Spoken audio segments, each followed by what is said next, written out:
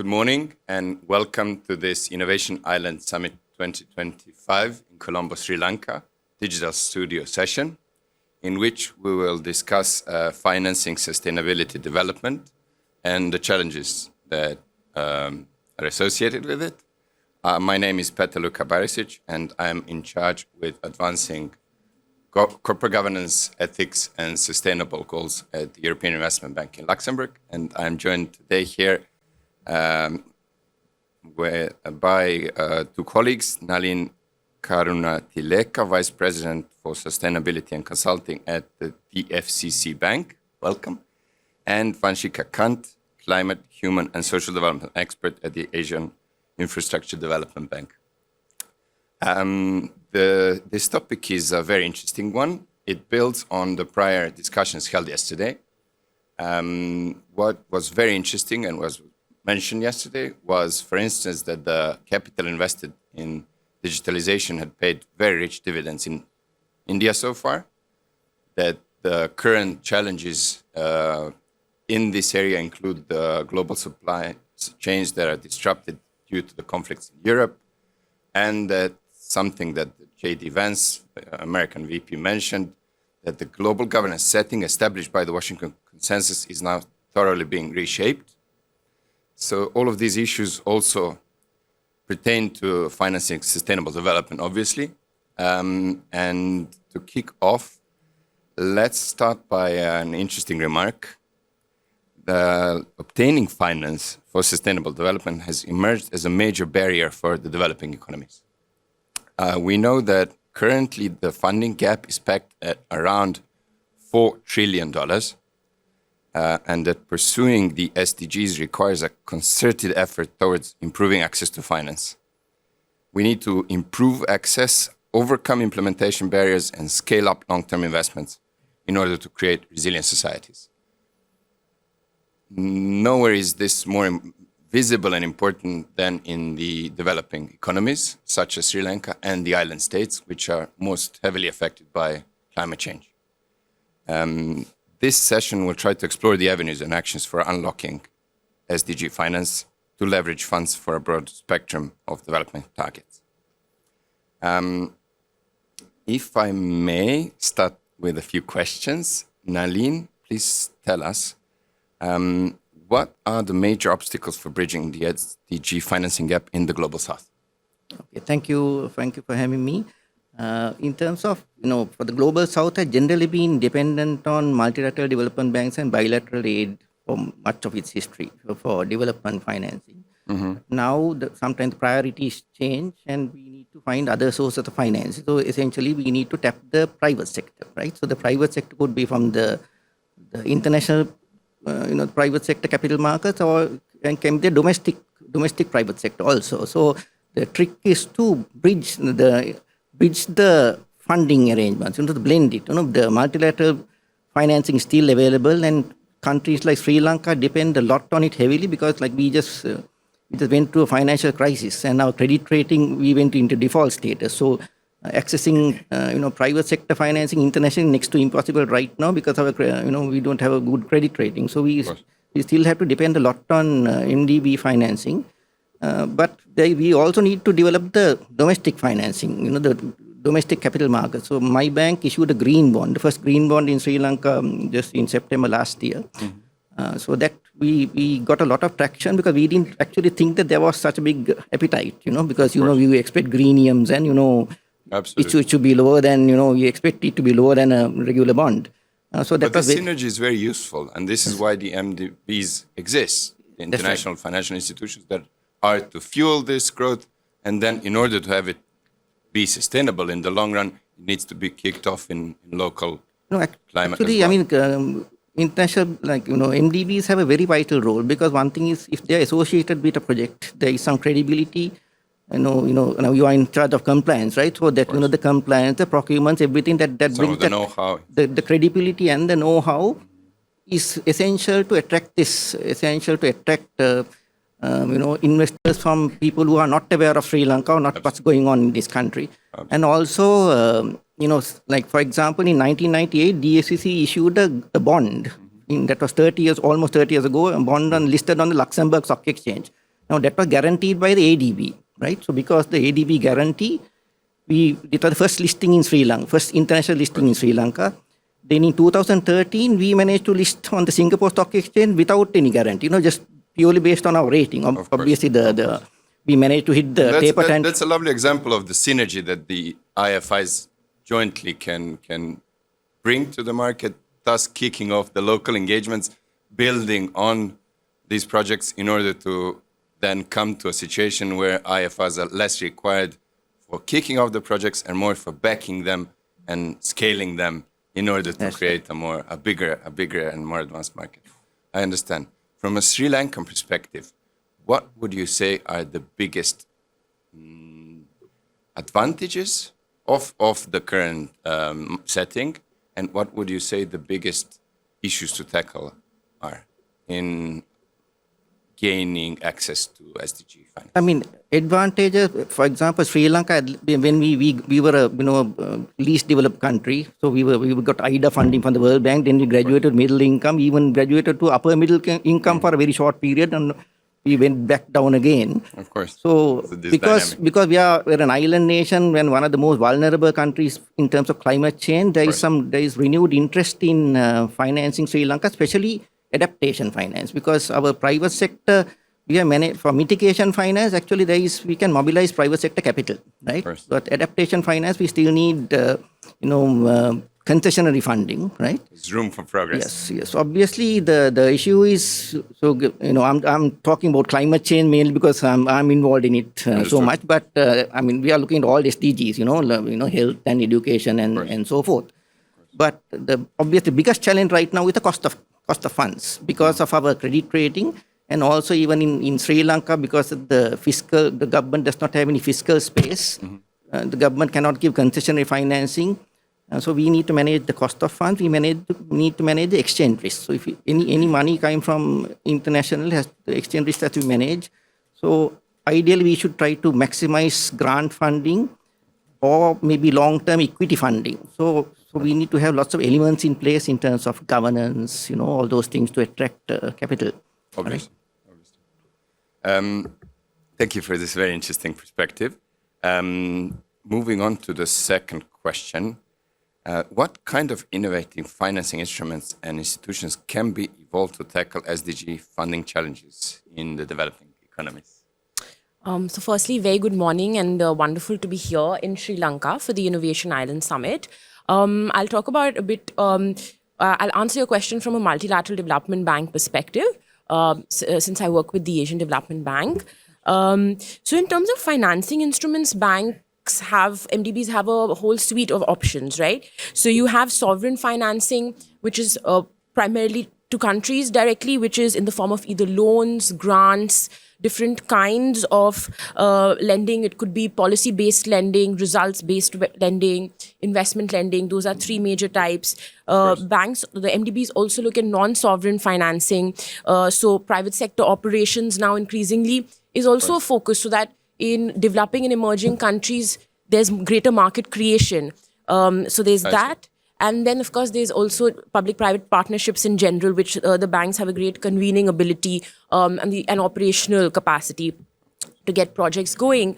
Then in terms of co-financing, there's a lot of joint MDB work that happens. So, say an ADB with World Bank or an ADB with AIIB, a lot of projects on that of that nature. And then you also have blended finance, which is coming up in a big way, or catalytic finance, which I'll talk about particularly as well, which brings together private and public sector capital. Then you have guarantees. So you have partial risk guarantees and partial credit guarantees. Then you have technical assistance, which is what MDBs put a smaller corpus of money, but to get work going on, advisory work, capacity building, and so on. So usually, before a large scale project comes about, a TA, for instance, helps run a few pilots, helps set up a few PMUs, in different sovereign institutions. So it's that helps on that front. This is a very developing and very interesting part of what we do, as it has never been as important as nowadays, with the environmental impact assessment, social impact assessments being wider than ever, in order to ensure that the communities are not adversely affected, that the nature is not adversely affected. And the MDBs have really started to pick up and to develop these much more than in the past, along with the transparency, so that the communities and the engaged parties, counterparties, and are amongst ourselves, that we can better understand and communicate and streamline this communication. So it's this synergy between the institutions has brought really magnificent results so far. Yeah. And there's so much more to look forward to in the coming decades. No, absolutely. So, for MDBs, environmental social safeguards are of prime importance. As was mentioned, when MDBs come in, there's a level of credibility and trust because there's a lot of due diligence, a lot of compliance, and they're very thorough. And then also the complaints mechanisms should something go wrong, of course, that are being developed and adapted as things go. Yes. Which is, of course, of vital importance if we are to be understood and trusted by the communities that we have been established to serve. Yes, absolutely. And just to add to that, even the nature of projects, it's really, I think people underestimate, sometimes see MDBs as more top down, but actually when you're with an MDB, you realize that it's increasingly very country driven, as it should be. So unless there's country appetite, country ownership, a project can't go through, because an MDB works directly with the Ministry of Finance and then the particular departments with which the project's coming out with on. But just coming back to your question on the instruments and innovative instruments, just to further build on that point, because there's a lot there. Of course, over the last decade or more, we see the emergence of many interesting green, instruments such as green bonds, climate investment funds, social impact bonds. So a lot of these new instruments, and along with that, coming to the point that I mentioned earlier, blended and catalytic finance, which is coming up in a big way, because we know that public sector money is also limited. There's a lot more money in the private sector. Also, private markets globally have developed a lot. So blended capital is the fusion of development and commercial finance. And it's a great strategic approach that structures a mix of grants, concessional finance, equity investments. So it makes for lower interest rates, less risk of adversity, and a greater developmental focus on different kinds of financial packages. And in many ways, it's a great way for a lot of first mover areas, this is risk mitigation. Precisely why, in this context, it's of relevance. And just to note that the Indo-Pacific is home to 60% of the world's population, and that it's projected that it currently contributes 2/3 of global economic growth, expected to grow. So from the perspective of the multilateral investment banks, but also from perspective of regular people buying ETFs, this is where you are supposed to invest in the coming years. And we see this first and foremost with Taiwan and Japan and Singapore, China and so on, but with the emerging markets now as well. Yeah. So this is where the focus is being shifted to. Yeah. And this is why we are in Colombo now discussing the topic, rather than in the economies that are already stagnant with this regard. Yeah. Can we now focus then on the region?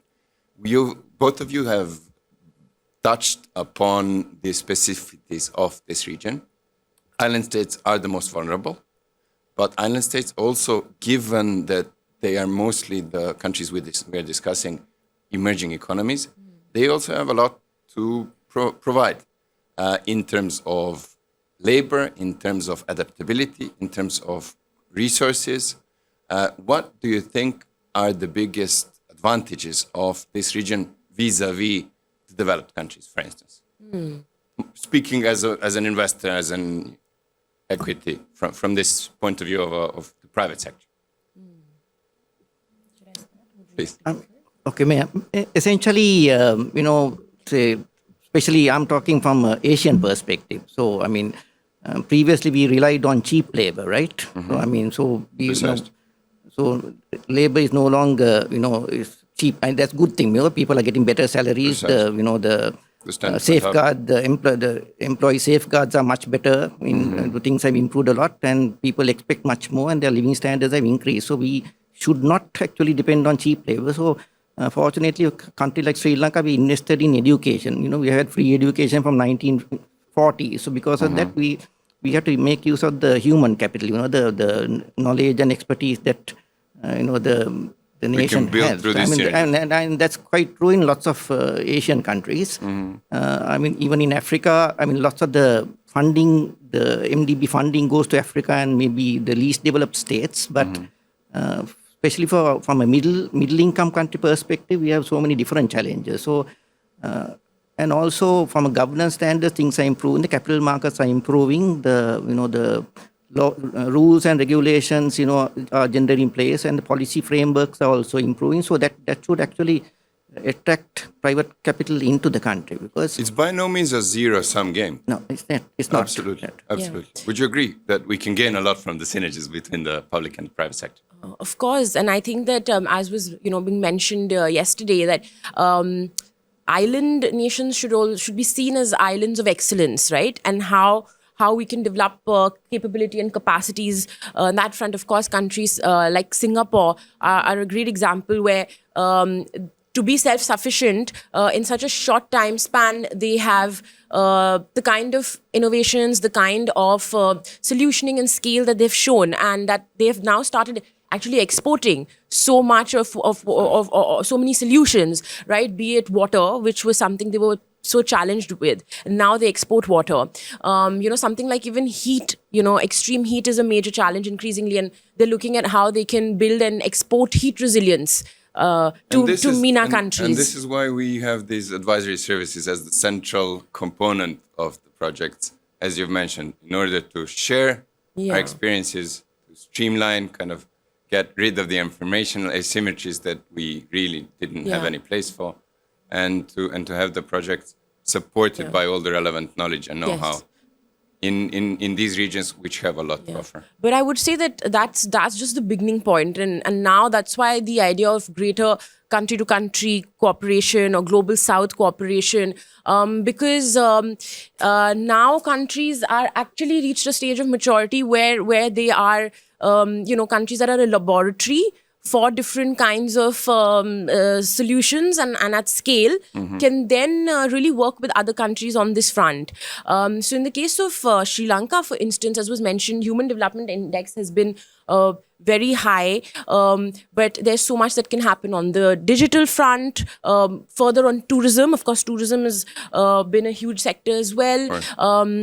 Ports, as we have seen, but again, that has its opportunities and challenges. So again, I think good, bankable, very trustworthy projects are required. But I guess my point is that island nations play a very important role even geopolitically, right? Because they are spread across the oceans, and therefore I think even as they build better shipping, port, etc.